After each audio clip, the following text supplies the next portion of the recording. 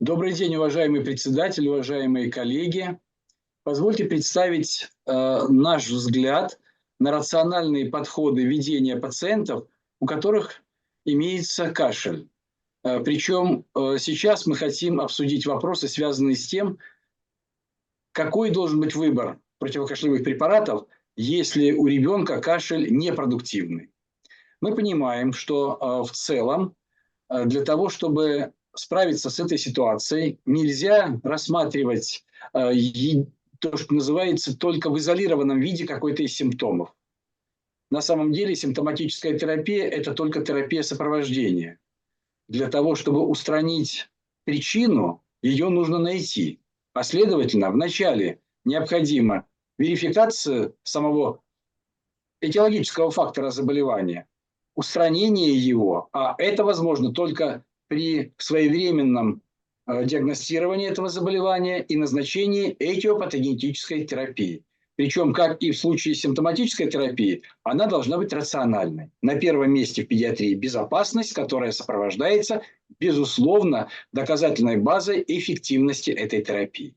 Параллельно с этим, и я не зря говорю о терапии сопровождения, должна уже проводиться и та симптоматическая терапия, которая направлена на те клинические проявления, которые нарушают качество жизни ребенка. Вот для этого мы должны выделить из всех случаев, когда заболевание, в подавляющем большинстве случаев это заболевание органов дыхания, либо верхних дыхательных путей, которые мы все еще по-прежнему относим к лор-органам, хотя это единый механизм, единая система. Мы должны понять, требуется ли в этой ситуации назначение симптоматической терапии, не является ли это избыточным лечением, не становится ли это причиной полипрагмазии. Ведь если кашель с хорошо отделяемой мокротой, у ребенка, который может откашляться, и это не приводит к каким-то нарушениям его самочувствия, может быть, не стоит вообще назначать какую-либо терапию. Следовательно, должна быть проведена правильная, адекватная оценка характера кашля. И вот тогда, только тогда, если этот симптом является, то, что называется, фактором, нарушающим качество жизни ребенка, должна назначаться терапия, та, которая будет строго здесь по показаниям, без существенного нарушения его самочувствия, здоровья, не оказывающие токсические эффекты и различные другие нежелательные явления. Таким образом, своевременное установление диагноза, а значит и причин тех либо иных симптомов, в данной ситуации причины кашля, позволит решить вопрос о рациональной этиопатогенетической и, если это нужно, симптоматической терапии. При этом следует помнить, что кашель – это защитная реакция, которая возникает только в тех случаях, когда естественные механизмы очищения трахеобронхиального дерева не срабатывают, а естественным механизмом является не что иное, как мукоцилиарный клиренс. Это может быть, и в педиатрии это чаще всего, признаком воспаления, как инфекционного, так и неинфекционного, а также присоединившимся к этим воспалительным проявлениям других патогенетических механизмов, в частности, обструкция дыхательных путей. Причем очень важно помнить, что сам кашель – это вспомогательный механизм, что он подключается только тогда, когда не срабатывает мукоцилиарный клиренс, либо в силу возникшего серьезного его повреждения, либо из-за того, что развивающиеся при этом патологические состояния, то, что называется, просто-напросто выключают этот механизм из нормального функционирования. И тогда включается рефлекторный механизм в виде кашля для того, чтобы попытаться провести санацию трахеобронхиального дерева. Еще раз подчеркнем, что на первом месте мы всегда должны исключать воспалительные поражения органов дыхания, как инфекционные, так и неинфекционные, не забывать о возможных вариантах, и это часто бывает. Сегодня я постараюсь продемонстрировать вам, напомнить воспаление асептическое, аллергическое воспаление. Кроме этого, причинами подключения кашлевого рефлекса могут быть инородное тело дыхательных путей, аспирационный синдром, различные пороки развития бронхолегочной системы. А учитывая, что, еще раз подчеркнем, что это рефлекторный механизм, это рефлекс, он может быть и при тех патологических состояниях, которые лежат вне органов дыхания. тогда, когда имеются застойные очаги возбуждения, перекликающиеся в том числе и за счет того, что возникает стимуляция кашлевого центра. Итак, доктора, в результате перечисленных нами сейчас наиболее частых причин к воспалительным изменениям, к инородному телу, к аспирационному синдрому, к порокам развития мы должны, конечно же, вспомнить и возможные причины кашля психогенные, ну и компрессионные различные изменения, приводящие к нарушению давления, повышению внутригрудного давления из-за сдавливающих анатомических структур, которые непосредственно к органам дыхания не относятся. Ну, в частности, варианты, связанные с увеличением тимуса. Очень хороший симптом, хорошо дифференцирующийся симптом, извините за некорректное высказывание, когда ребенок в положении лежа на спине действительно кашляет намного чаще. И как только ребенок поворачивается и укладывается на живот, компрессия уменьшается, поскольку тимус находится в переднем средостении, и уже при этом даже его увеличенная масса не сдавливает подлежащие воздухоносные пути. Очень важно обратить внимание на то, что нередко мы становимся заложниками чаще всего ожиданий родителей. И тогда, когда можно было бы избежать в целом назначения любых препаратов от кашля, ребенок переносит не тяжелую, острую респираторную вирусную инфекцию. У него кашель, как один из симптомов, с мокротой. Мокрота не густая, легко откашливается. Этот кашель не приводит к нарушению сна, аппетита, не беспокоит ребенка. И в принципе, если бы не родители и не их настойчивые просьбы дать что-нибудь от кашля, может быть, мы вообще бы не назначали. А вот в тех ситуациях, когда кашель приобретает затяжной либо хронический характер, мы, конечно же, чаще всего пытаемся уменьшить это неблагоприятное влияние на самочувствие ребенка, на состояние его здоровья. И тогда параллельно с поиском причины кашля назначаем те либо иные препараты, которые позволят уменьшить либо купировать этот симптом.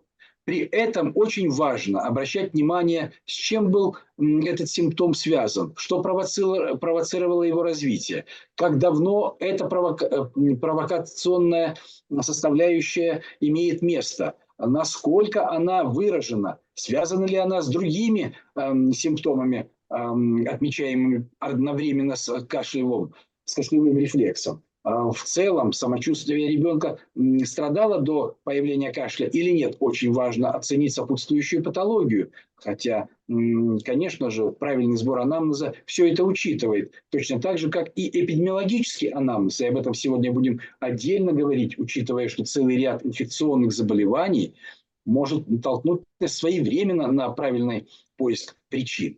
Когда мы характеризуем непосредственно сам этот симптом, надо обращать внимание и на частоту, и на глубину, на интенсивность кашля, на тембр и тональность. Есть или нет приступообразность. Эта приступообразность сопровождается или нет парадоксальными звуками на вдохе. Вот то, что мы с вами хорошо знаем при коклюше, репризы так называемые. В целом обязательно оцениваем характер мокроты. Продуктивный кашель, какая мокрота, как отделяется. Либо наоборот, непродуктивный кашель. И он при этом приводит к ухудшению самочувствия ребенка, когда он отмечается в дневное время, либо во время сна, в момент приема пищи, либо при любом другом психоэмоциональном раздражении и так далее, и так далее. Все эти важные звенья в характеристике этого симптома мы должны учитывать для того, чтобы это было дополнительной для нас с вами диагностической подсказкой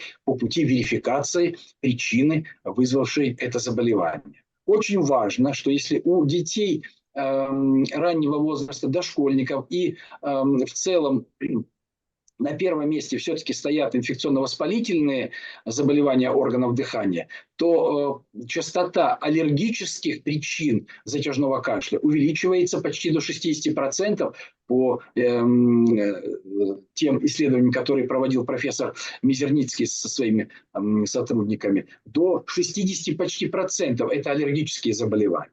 Вот наши данные. Я хочу показать вам срез 8-летней давности, когда у 183 детей с затяжным кашлем нам удалось верифицировать причины, и в подавляющем большинстве случаев, а это дети были дошкольного возраста, в подавляющем большинстве случаев, более 70%, это все-таки инфекционно-воспалительные заболевания в виде вирусных инфекций. Еще примерно 13% это микоплазменная инфекция, 7% хламидийная инфекция. То есть вы видите, что в основном это все, более 90% были причины затяжного кашля, который потом купировался и не рецидивировал. Это были инфекционно-воспалительные заболевания органов дыхания. Особо хочу отметить, что коклюшными выявлялся как причина подострого затяжного кашля только в 3% случаев. Но прошло совсем немного времени, случилась пандемия COVID-19, в целом ряде регионов из-за этого нарушался график вакцинации. Что же мы с вами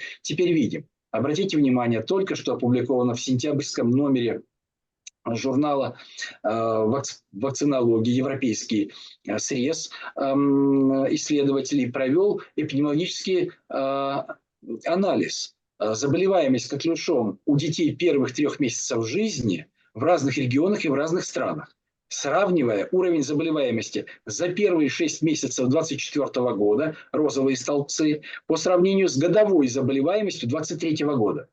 Обращает на себя внимание, что даже несмотря на то, что сравниваются только половина сезон, только половина этого года, 24-го, заболеваемость уже в Соединенных Штатах Америки, в европейском регионе, и в частности островная в Англии, в Индии, на африканском континенте, Нигерия, южноамериканский контингент, везде уровень заболеваемости коклюшом у детей первых 3 месяцев жизни значительно выше, чем за весь календарный год 23-й, прошлый год. Коллеги, почему именно дети первых 3 месяцев жизни? Увы, но это связано с тем, что тенденция сегодняшних дней свидетельствует о том, что увеличивается число серонегативных женщин, которые являются сейчас мамами малышей. И это приводит к тому, что дети фактически не защищены, так как трансплацентарный иммунитет против коклюша у них не сформирован. Очень интересные данные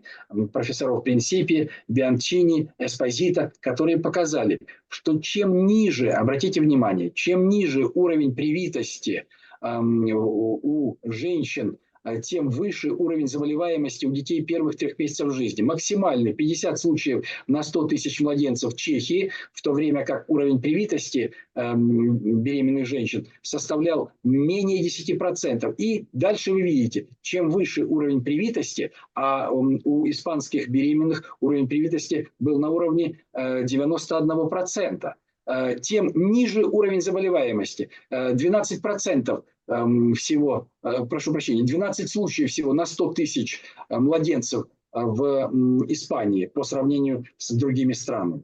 Аналогичные результаты были получены и нами. Совместная работа кафедры неонатологии, кафедры детских инфекций нашей Академии, Российской медицинской академии непрерывного профессионального образования и Института имени Габричевского показал, что у здоровых новорожденных детей защитные титры антител встречались только в 6% случаев. Обратите внимание, только в 6% случаев.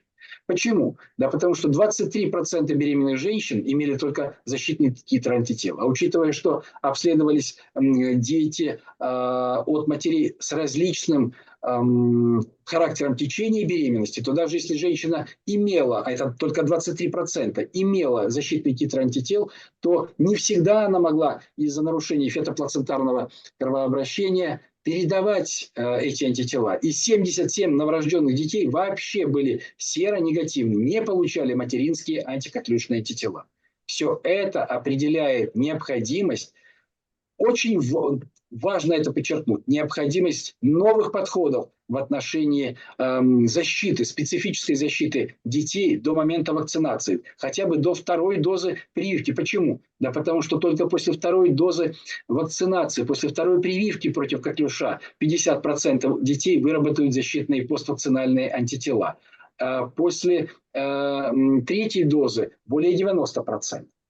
Так как в подавляющем большинстве случаев источниками инфекции для детей вот этого крайне критичного возрастного периода являются именно члены семьи, то, следовательно, именно они, эти члены семьи, должны быть иммунны. А учитывая высокую контагиозность коклюшной инфекции, то мы с вами понимаем, что если имеется контакт, этот контакт чаще всего бывает со взрослыми. У взрослых чаще всего имеет место атипичная картина, длительный кашель. И никаких нет приступов судорожного кашля. А уж если он тем более не получал антибиотики своевременно, то это может продолжаться если не привит и не получал антибиотики, этот кашель может сохраняться длительно. И при этом выделение возбудителя сохраняется более 3, а в ряде случаев, если он еще и не вакцинирован ранее, до 6 недель. Поэтому мы должны понимать, что в тех ситуациях, когда имеет место очаг коклюшной инфекции, необходимо в первую очередь оградить возможность риска передачи инфекции, то есть прервать эту цепочку. Экстренная вакцина-профилактика при этом не проводится. Те, кто привит против коклюша, должны продолжать вакцинацию по календарю, а вот контактная антибактериальная профилактика должна проводиться всем, и детям, и взрослым, независимо от их возраста и вакцинального случая. В том случае, если есть тесный контакт с больным манифестной инфекцией. Даже после изоляции больного эти лица требуют проведения антибактериальной постконтактной профилактики. Либо больной изолирован, но имел место контакт с секретами больного при манифестной форме коклюша. Очень важно обращать внимание на обязательную вакцинацию матери во время беременности. Во многих странах уже давно проводится вакцинация беременных, если есть возможность с предварительной серологической оценкой, иммунна она против коклюша или не иммунна. И если не иммунна, то с 20-й недели, а в последние годы рекомендуется, прошу прощения, с 26-й по 37-ю неделю вакцинировать. Лучше всего все-таки вакцинировать на этапе 26-я, 32-я неделя, чтобы мать успела сформировать иммунитет, наработала достаточный титр антител и при доношенной беременности успела передать эти антитела в высокой концентрации, защитив ребенка на первые хотя бы 3 месяца. Это дает очень хороший, почти 80% профилактический эффект. В течение первых 3-6 месяцев ребенок будет пассивно защищен. Конечно же, вакцинация тех членов семьи, которые будут контактировать с малышом. Это создаст вокруг новорожденного ребенка первых месяцев жизни так называемый иммунологический барьер. И в случае заноса инфекции или контакта членов семьи с больным инфекцией, они не заболеют, не принесут эту инфекцию в окружение ребенка. Ну и, конечно же, обязательная вакцинация по календарю, 3 дозы, начиная с 3-месячного возраста. В целом, если сейчас отказаться от вакцинации против коклюша, то мы будем терять более 1 миллиона детей в год. По данным Всемирной организации здравоохранения, по расчетным данным, мы бы теряли сейчас ежегодно более 1 миллиона 300 тысяч в год. Если ребенок длительно кашляет, и мы не исключаем среди прочих причин коклюшной инфекции, важно помнить, что все-таки правильнее использовать полимеразную цепную реакцию для подтверждения этиологии заболевания. Почему? Потому что этот метод позволяет на протяжении 3 недель с момента заболевания получить искомый результат. В мазках со слизистой носоглотки, в мокроте, если есть инфекция, будет обнаруживаться геном возбудителя коклюша. Серологическое исследование менее надежно, и связано это с тем, что мы можем его применять только тогда, когда прошло не менее 2 недель с начала заболевания. А ведь мы помним, что очень важно назначение этиотропной терапии, поскольку она облегчает в целом течение заболевания и уменьшает контагиозность, если проводится на ранних этапах, на катаральной стадии заболевания. Более того, если ребенок был вакцинирован и обнаружение иммуноглобулина G без иммуноглобулина М специфического не дает основания однозначно трактовать, значит, придется исследовать парные сыворотки, а это еще на 10-14 дней отодвинет возможность постановки диагноза. Об этом следует помнить. Вывод. Если мы подозреваем среди прочих причин коклюшную инфекцию, как основной этиологический агент затяжного кашля, то нужно использовать в первую очередь полимеразную цепную реакцию. Да, обнаружение специфического иммуноглобулина М – это абсолютный показатель, но он может не выявляться, а высокий уровень иммуноглобулина G у ранее привитого пациента потребует проведения парных сывороток. Это затруднит своевременность установления диагноза. Аналогично мы должны исследовать и пациента и на микоплазменную инфекцию. Точно так же полимеразная цепная реакция дает возможность в мазках и в мокроте обнаружить геном этого возбудителя. Серологическое исследование опять-таки будет проводиться только не ранее, чем через 10-14 дней от начала заболевания в парных сыворотках. При этом только 4-кратное нарастание титра даст возможность через, получается, уже 3-4 недели от момента заболевания подтвердить диагноз. А поезд уже уйдет, ведь этиотропную терапию надо было бы назначать еще раньше.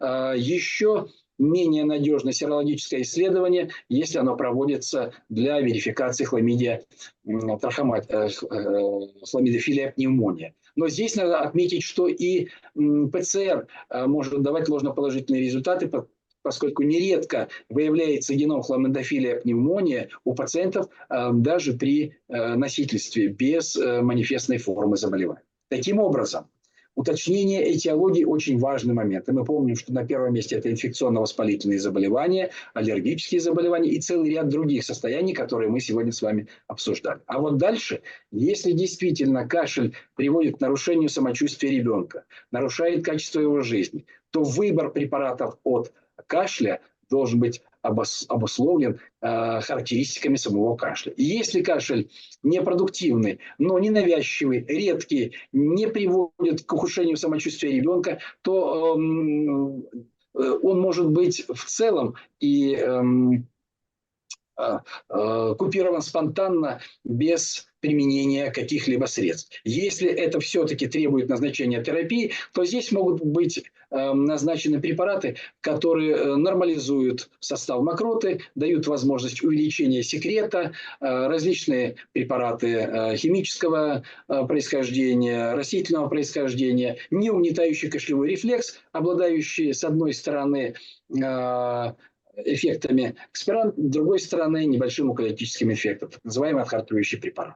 В тех ситуациях, когда кашель с густой, вязкой, плохо отделяемой мокротой, здесь показаны муколитические препараты. Но у маленьких детей их назначение требует обязательного сопровождения дренажных активностей. Нужно помнить, что муколитические препараты у детей, особенно грудного возраста, могут привести, так как кашлевой рефлекс еще недостаточно, может быть, сильно выражен. Ребенок нередко находится в статическом положении, больше спит, и это приведет к заболачиванию бронхов. Следовательно, если назначаем эти препараты, необходимо обязательно подключать перкуссионный дренаж, чаще менять положение тела, стимулировать кашлевой рефлекс и стараться не назначать эти препараты непосредственно перед длительным сном.